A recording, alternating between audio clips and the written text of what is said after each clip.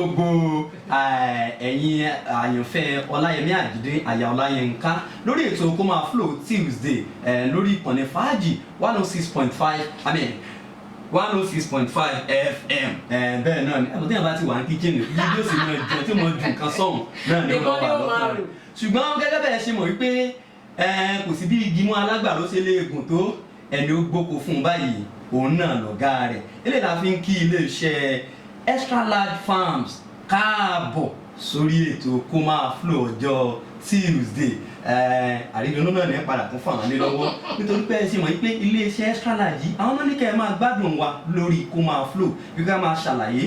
bẹ́ẹ̀ ṣe lè máa jẹun ká máa ṣàlàyé àwọn àǹfààní tó sodo sínú àwọn oúnjẹ ilẹ̀ wa ẹ káàbọ̀ mà. ká jẹun lásán kọ́ là ń wí ni nǹkan tí bàbá aláṣẹ ń sọ fún yín bẹ̀yẹn àmọ́ ká jẹ èyí tó ń ṣara lóore ni bí èyí tí wọ́n ń pèsè láti iléeṣẹ́ Extra Large ara ọ̀tún wá ló bá délé ní ní sẹ́gmẹ́ǹtì Extra Large ara ọ̀tún òun ló bá dé ẹgbàárà náà láìpẹ́ Peter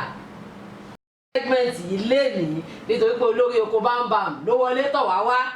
bẹ́ẹ̀ ni nǹkan tó bá dẹ̀ ti gbé lórí oko dìde mọ̀ pé nǹkan ńlá ni láti lè ṣe Extra Large Farms àti rí Mrs. Mojísọ́lá Davis ẹ káàbọ̀ sórí ètò mà kí lẹ mú wá fún wa. ẹkúlé ẹgbẹ́ mi sì kẹ́ gbóhùn sókè.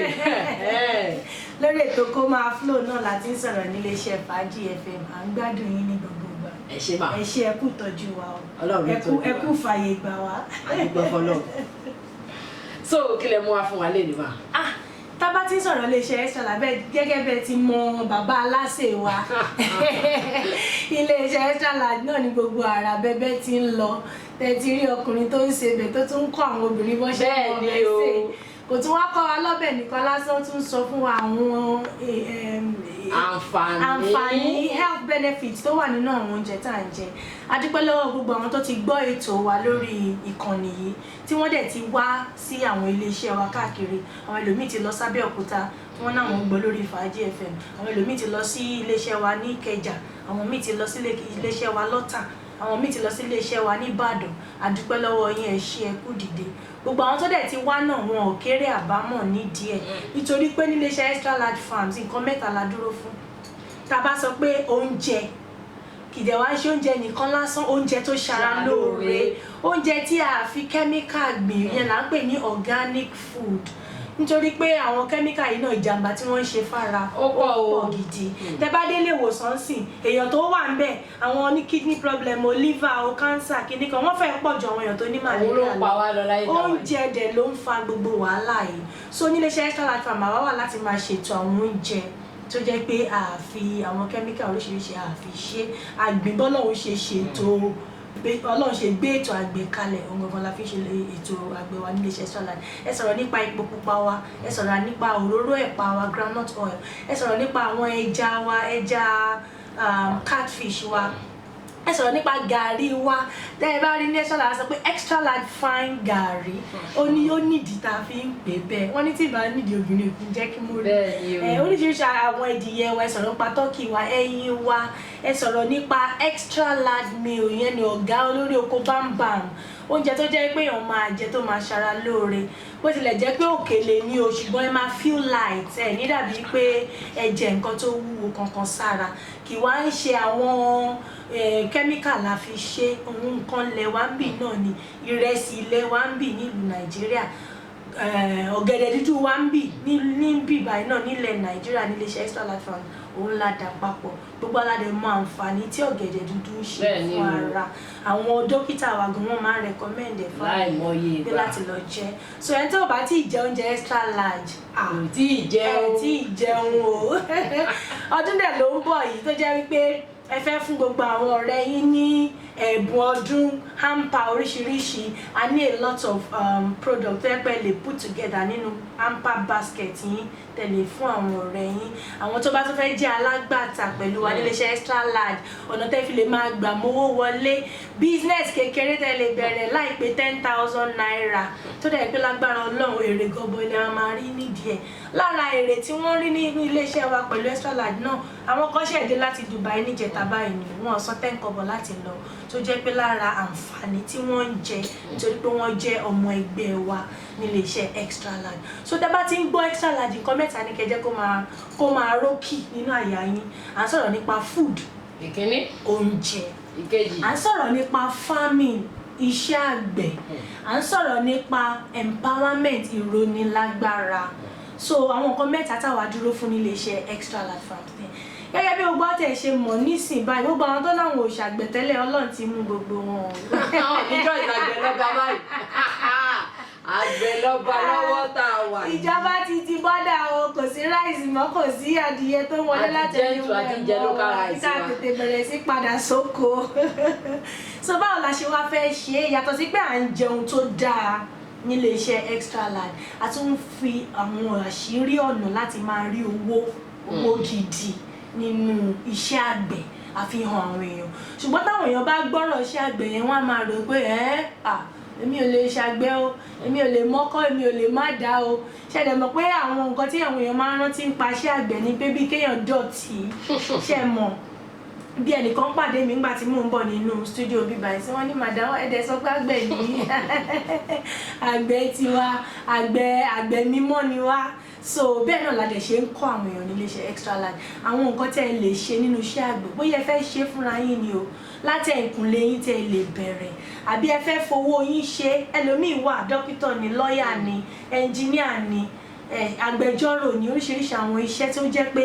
ẹ gbọ́dọ̀ lọ bí iṣẹ́ yín láàárọ̀ tẹ̀lé máa dé lálẹ́ ibo lẹ ti wá fẹ́ ráyè ṣiṣẹ́ àgbẹ̀ yẹn. So a ní àwọn àǹfààní nílé iṣẹ́ extra large farm tó yẹ pé tí ẹ bá kàn san owó kan àwa la máa bá yín ṣe gbogbo ètò àgbẹ̀ yín tí a bá dẹ̀ ṣe ń kó èrè ètò àgbẹ̀ yẹn tá à ń tà owó á máa wọlé sínú àkáǹtì yín. Ọdún 12 ní nípa àṣẹ Ọlọ́run tá a ti wà nínú iṣẹ́ àgbẹ̀ nílé iṣẹ́ extra large. So ojú ni wá àìṣàmọ̀fó lóko kì í ṣe pé àṣẹ̀ṣẹ̀ fẹ́ bẹ̀rẹ̀ àti wà lẹ́nu ọjọ́ ti pẹ́. So ó jẹ́ àwọn ètò tá a ní ní ilé iṣẹ́ extra large farm. In fact ilẹ̀kùn ṣe rí pé abínibí lélẹ̀ ó yàtọ̀ sábílítì ẹ mọ̀ kí ti bá fi Mrs Davis lẹ̀ ọlọ́gbọ́n wọn parí ètò. Mo máa bá yín wà mí dàgbọ́ 9. Really? Nítorí pé ohun tí wọ́n ń ṣe ó yé wọn yékéyé iṣẹ́ tá a fi rán wọn ni wọn ò jẹ́ṣẹ́ oníṣẹ́. In fact ẹni láti rí woman yìí mẹ́ẹ́n àgbẹ̀ àwọn yìí lóòótọ́ àgbẹ̀ lọ́ba àgbẹ̀ tó touch àgbẹ̀ tó push ṣé ẹ ti gbogbo ẹ̀yin youth wa gbogbo ìta ń bá kìtẹ́ kan fẹsẹ̀ gba geography ẹsẹ̀ kiri ìlú ẹ kàn sí wọn nílé iṣẹ́ extra large náà àǹfààní pọ̀ bí wọ́n ti sọ fún yín pé yàtọ̀ sí pé oúnjẹ yàtọ̀ sí pé farming empowerment à ń pa unemployment here and there iṣẹ́ rèé o gbogbo wa kọ́ la máa wà lọ́fíìsì la máa mú báyìí o anáwọ̀ àgbẹ̀ ẹ má jẹ́ ká tọ̀yìn àwọn náà control economy wa lọ́wọ́ ta wà yìí. Mrs Davis ẹ mention seminar kan létí mi lẹ́ẹ̀kan ní ṣúkẹ́ bá mi sọ pé ṣé àmọ́ bá ṣe sọ pé ní ilé iṣẹ́ extra large gbà wà nípa food farming and empowerment so a máa ń ṣe àwọn seminar wa lọ́sọ̀ọ̀sẹ̀ láti lè kọ́ àwọn èèyàn ní gbogbo àwọn nǹkan tá à ń sọ yìí kí oúnjẹ wo là ń jẹ fúrú àìsàn wo kì í gbowó ọ̀fẹ́ ní seminar wa irú iṣẹ́ wo ni mo lè bẹ̀rẹ̀ sí ṣe pẹ̀lú ọjọ́ simple ordinary 10,000 naira tí mo lè bẹ̀rẹ̀ business fúnra mi nínú ètò iṣẹ́ àgbẹ̀ àti iṣẹ́ oúnjẹ tó wó dẹ̀ máa wọlé ní gbogbo ìgbà ọgbà ìmọye àǹfààní oríṣiríṣi ló wà bẹ́ẹ̀ tàbí mo tiẹ̀ lówó gidi mo ní owó lákàùntì mi bí òun business ti máa fi ṣe tó dẹ̀ jẹ́ wípé ọkàn mi máa balẹ̀ tí ìṣe àwọn bíi mmm tó máa gbówó èèyàn lọ. sọgbúdogójì